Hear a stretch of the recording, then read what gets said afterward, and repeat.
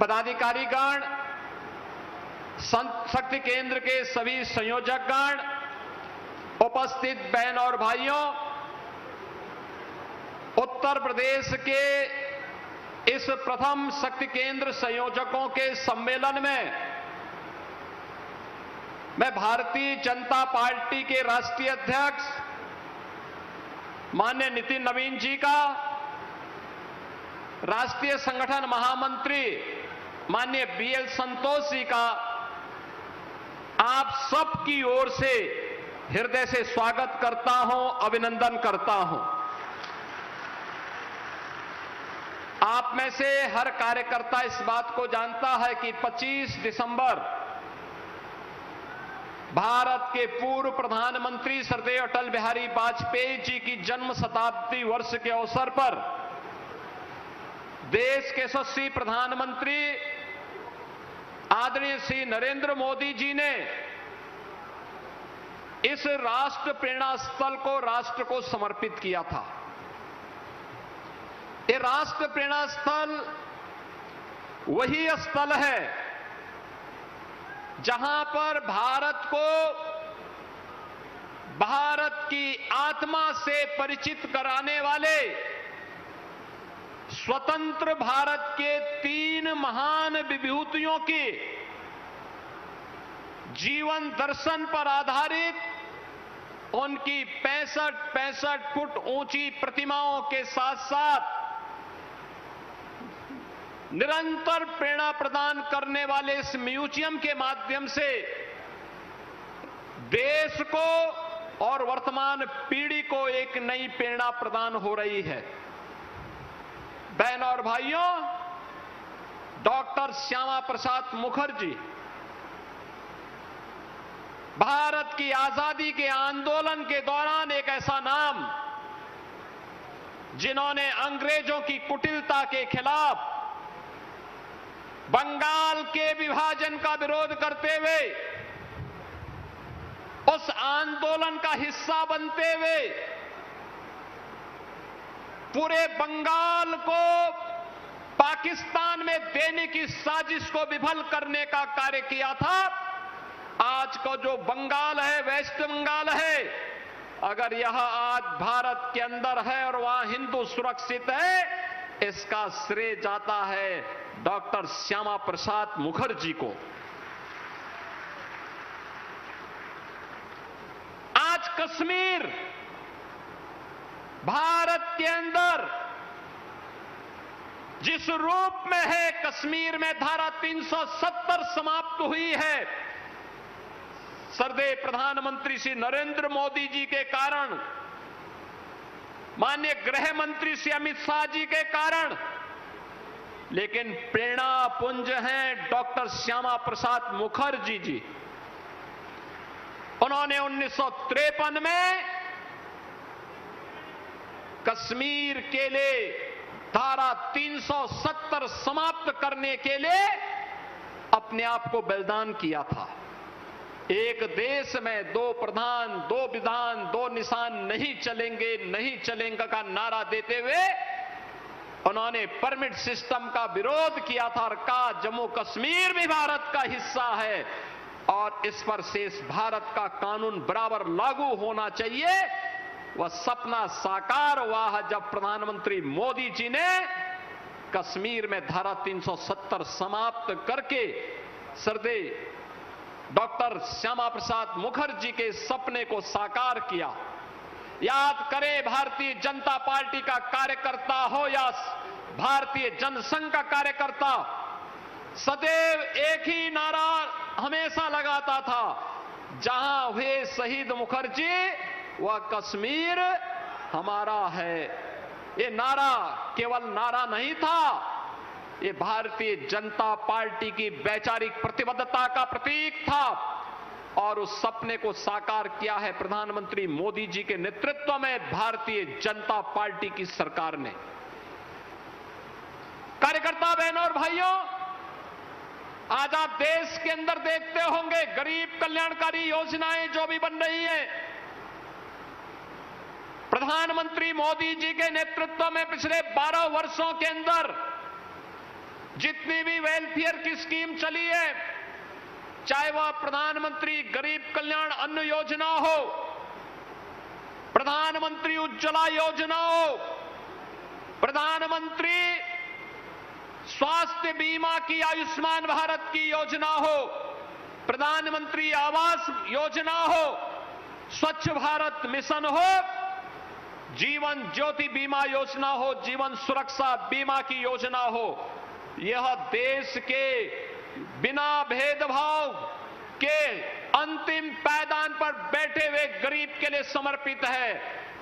यह अंत्योदय की प्रेरणा हमें प्राप्त होती है पंडित दीनदयाल उपाध्याय जी से, और पंडित दीनदयाल उपाध्याय के उस सपने को साकार किया है प्रधानमंत्री मोदी जी की गरीब कल्याणकारी योजनाओं के माध्यम से। और उन गरीब कल्याणकारी योजनाओं के माध्यम से आज भारत के अंदर बिना भेदभाव के शासन की योजना का लाभ अंतिम पायदान पर गया है, तो उसका प्रेरणा स्रोत है पंडित दीनदयाल उपाध्याय। सुशासन कैसे होना चाहिए, भ्रष्टाचार के खिलाफ कैसे टेक्नोलॉजी का उपयोग करते हुए हम कार्यक्रम को आगे बढ़ा सकें, पहला सूत्र है शासन की स्थिरता। राजनीतिक स्थिरता के बगैर शासन स्थिर नहीं हो सकता। भारत के अंदर राजनीतिक व्यवस्था को, राजनीतिक स्थिरता को समाप्त करके शासन में स्थिरता आए, इसके प्रेरणा है सर्वदेव अटल बिहारी वाजपेयी जी। याद करिए 1990 के दशक के उस दौर को, लगातार सरकारें बनती थी, बिगड़ती थी, आती थी, जाती थी, खरीद फरोख्त होती थी। 1996 का अटल जी का वक्तव्य सुनिए, जब उन्होंने 13 दिन की सरकार को गंवाई थी, उन्होंने कहा कि नहीं, हम इसको नहीं प्रेरित करेंगे, इसको नहीं आगे बढ़ाएंगे। और उस समय सर्वदेव अटल बिहारी वाजपेयी जी ने कहा चुनाव का मुकाबला करेंगे।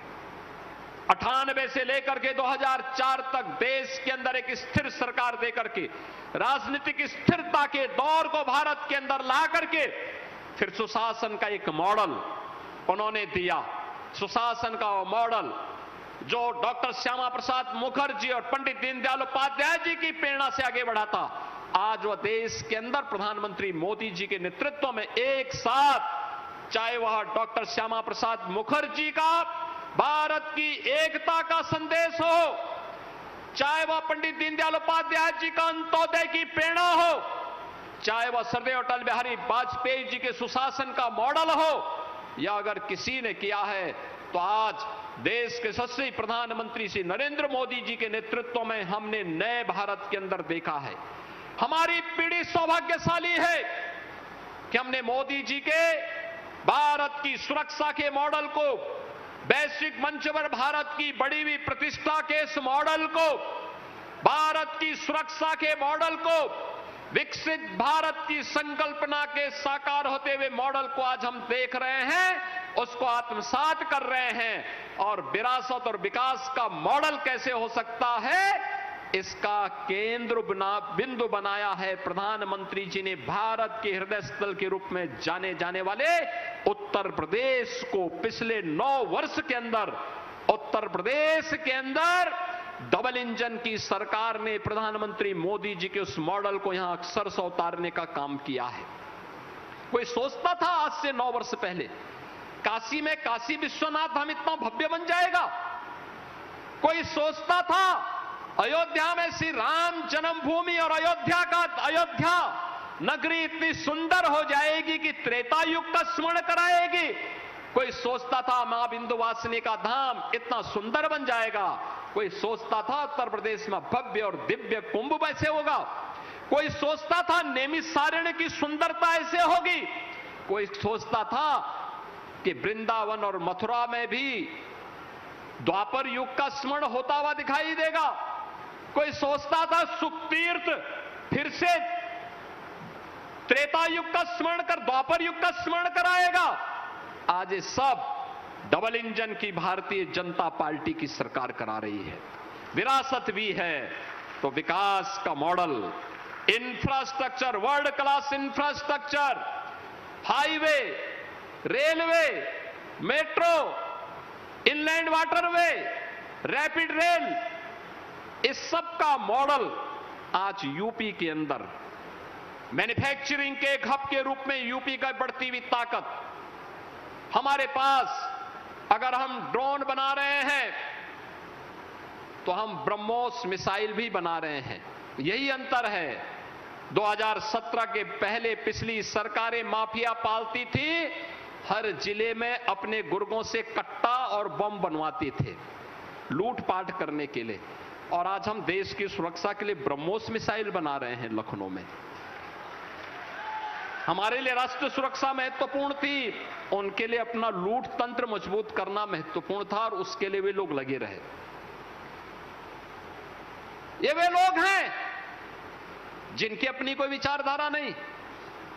भारत का विरोध करना, भाजपा का विरोध करते करते कब वे भारत का विरोध करेंगे कोई पता नहीं। उनकी दैनिक दिनचर्या का हिस्सा है। वे निरंतर इसके साथ लगे रहते हैं। वे लगातार इन कर्मों के साथ जुड़े हुए हैं। उनकी आस्था तब आहत नहीं होती है जब बाबरी ढांचे का समर्थन वे लोग करते हैं, तब भारत की आस्था की चिंता उनको नहीं होती है। जब वह भारत के मानबिंदुओं का अपमान करते हैं, जब लैंड जिहाद, लव जिहाद और थूक जिहाद का बड़ी बेशर्मी के साथ ये लोग समर्थन करते हैं, तब इनको भारत की आस्था और उत्तर प्रदेश की आस्था की चिंता नहीं होती है। लेकिन वोट बैंक की तब चिंता होती है। लेकिन जब भारत की आस्था को आहत करना हो तो प्रत्यक्ष और प्रत्यक्ष रूप से इनके द्वारा प्रहार करने के कोई मौके नहीं चूके जाते हैं।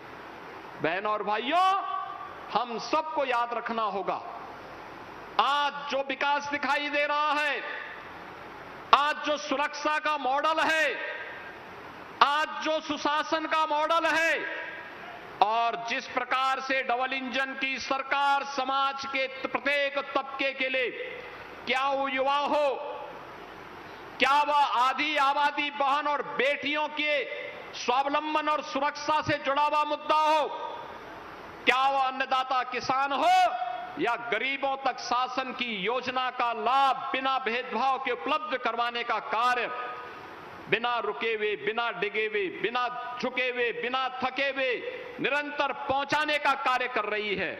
और यही तो पीड़ा है इन विपक्षी दलों को। समाजवादी पार्टी, कांग्रेस, इन सब की चिंता यही है कि जिस तबके को ये जाति के नाम पर बांटते थे, वर्ग के आधार पर विभाजित करते थे, वह तबका तो गरीब कल्याणकारी योजना के माध्यम से गरीब को, किसान को, नौजवान को और महिलाओं को डबल इंजन की सरकार ने अपने के साथ जोड़ने का काम किया है, भारत की एकता और अखंडता के लिए। क्योंकि हर भारतीय जनता पार्टी का समर्पण है और उस कार्य को, उस संकल्प को पूरा कर रहा है भारतीय जनता पार्टी के नेतृत्व में डबल इंजन की सरकार। और इसलिए वे विभाजन की अपनी सारी की सारी मेहनत का कहीं ना कहीं ठीकरा अब फोड़ करके भारत की आस्था पर प्रहार करने का कार्य कर रहे हैं। और इसीलिए मैं आप सबका आह्वान करूंगा, यह समय है हमारे लिए जब हम इन सब के प्रति जागरूक हों। शक्ति केंद्र का मतलब भारत की लोकतांत्रिक व्यवस्था का वह केंद्र बिंदु जहां से एक एक मतदाता के साथ हमारा संवाद शुरू होता है। प्रधानमंत्री मोदी जी ने हमेशा कहा है, चुनाव जीतने का मतलब विधानसभा में चुनाव नहीं लड़ा जाता है। चुनाव लोकसभा स्तर पर और जिले स्तर पर और प्रदेश स्तर पर नहीं लड़ा जाता है। चुनाव का केंद्र बिंदु तो बूथ होता है और चुनाव का केंद्र बिंदु शक्ति केंद्र होता है। शक्ति केंद्र, अगर शक्ति केंद्र मजबूत है और हमारा बूथ मजबूत है तो फिर चुनाव हमारे पाले में आएगा ही आएगा। और उस दृष्टि से उसके रखवाले के रूप में आपकी बड़ी भूमिका, उस महती भूमिका के कारण दुनिया के लोकतांत्रिक देशों में सबसे बड़े राजनीतिक दल के रूप में जिस पार्टी ने प्रधानमंत्री मोदी जी के नेतृत्व में यह सफलता प्राप्त की है, उस भारतीय जनता पार्टी के हमारे राष्ट्रीय अध्यक्ष माननीय नितिन नवीन जी आज हमारे इन शक्ति केंद्र संयोजकों के साथ संवाद बनाने के लिए स्वयं प्रदेश की राजधानी लखनऊ में आए हैं और इसलिए मैं उनका आप सबकी ओर से हृदय से स्वागत करता हूं, अभिनंदन करता हूं। बहनों और भाइयों, जब शक्ति केंद्र मजबूत होगा तो बंगाल जैसी जीत प्राप्त करने में कोई कठिनाई नहीं होगी। बंगाल की जीत केवल जीत नहीं है, बंगाल की जीत का मतलब पंडित यानी वह डॉक्टर श्यामा प्रसाद मुखर्जी के सपने को साकार करने की जीत है। जिस बंगाल को घुसपैठ का एक अड्डा बना दिया गया था, जिस बंगाल में अराजकता को चरम तक पहुंचा दिया गया था, जिस बंगाल में भारतीय जनता पार्टी के अनगिनत कार्यकर्ताओं ने अपना बलिदान दिया है, उस बंगाल में भारतीय जनता पार्टी की थंबिंग मेजॉरिटी के साथ सरकार बनना इस बात को साबित करता है कि हमारा शक्ति केंद्र मजबूत होगा, हमारे लिए कुछ भी कठिन नहीं होगा। और अगर शक्ति केंद्र मजबूत है तो सब कुछ हमारे हाथ में है। और इसलिए बहनों और भाइयों, मैं आज के दिन पर आप सब